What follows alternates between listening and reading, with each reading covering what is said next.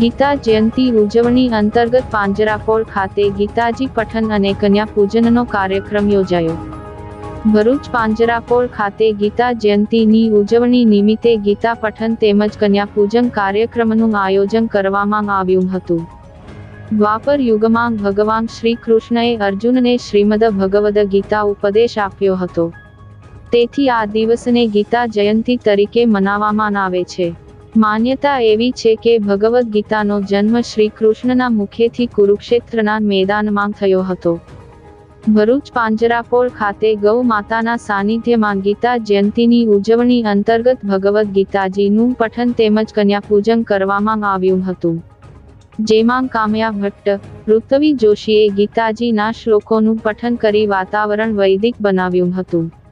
ત્યારબાદ ઉપસ્થિત વિશ્વ હિન્દુ પરિષદ અગ્રણી અજય વ્યાસ, પાંજરાપોળના મુખ્ય ટ્રસ્ટી અને બ્રહ્મ અગ્રણી બિપિન ભટ્ટ, એડવોકેટ અને નોટરી તેમજ પાંજરાપોળના ટ્રસ્ટી મહેન્દ્ર કંસારા સહિતનાને ગૌ પૂજારી કૌશિક જોશીએ વૈદિક મંત્રોચ્ચાર સાથે કન્યા પૂજન કરાવ્યું હતું।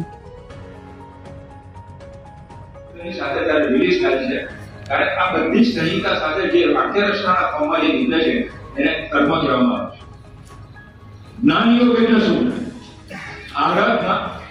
આરાધના જ કર્મ છે। કોઈ પણ આ સમર્પિત થઈને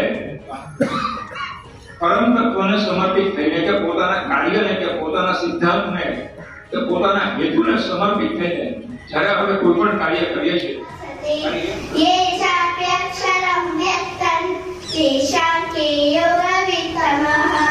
શ્રી ભગવાન વાચ મય્યા વેશ્ય મનોરેમં નિત્યયુક્તા ઉપાસતે શ્રદ્ધયા પરિયોગેતા તે મે યુક્ત કર્મ્યં પુરુષોષ્ણુતે ન ચ સંન્યસનાદેવં સિદ્ધિં સમધિગચ્છતિ ન હિ કશ્ચિક્ષ